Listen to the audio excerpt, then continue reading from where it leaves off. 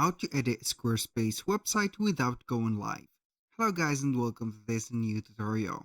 In today's video, I'm going to show you how you can switch the editing into your website with the offline mode.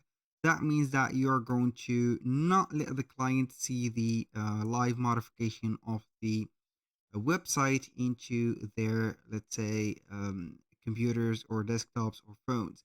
That will prevent here from the accidental purchases and also the empty carts, faulty notification, and also all the type of the faultiness that could happen when the clients are having some good experience within your website. So you're going to head over squarespace.com, sign in for an account, and then you're going to visit the account dashboard from here. Click on account dashboard.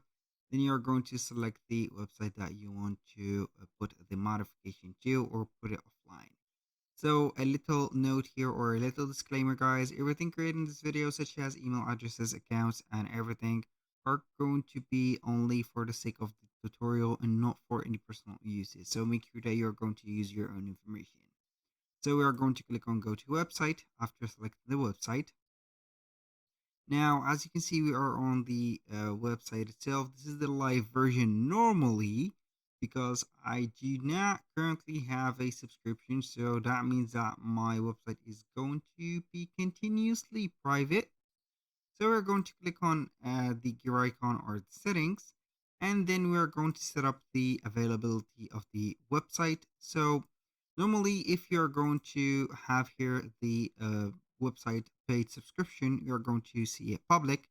You can put it as password protected. For example, this is the first one, or you can go ahead and make it private. Then you are going to click on save, and here we have it. Now, the website that you are going to attend is going to be, let's say, here private or password protected, so the clients could not get the access. And you can make here the different adjustment, the editing, and also adding or removing some feature as much as you want, as long as the clients are not going to get the access to it.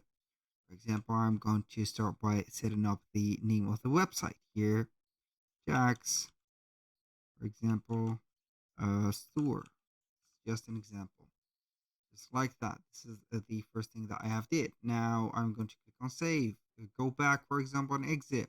I can go ahead and click on pages, remove some pages, add some products to pages, or change the name of the pages, the URL, the let's say here, the slug or the URL slug, as you can see here. So it is not going to get to the client to the 303 or the 404 redirect error. So you can add here whatever you want. Since you have set up everything in here, you can select or modify the styles of the website, and also you can go ahead and set up the assets, add products, for example, or organize your orders, add some discounts, or head over your selling tools, or there see the content and memberships, organize them, and etc. You can set up the scheduling, the donations, and set up the invoicing live. When you finish all the steps, go ahead to the settings again and click on the site availability, make it public again, and here we have it. This is how easy it is to set up the website as on offline or here without going live on the editing mode. Thank you guys for watching. I hope that you have enjoyed the content and I hope to see you soon on the next one.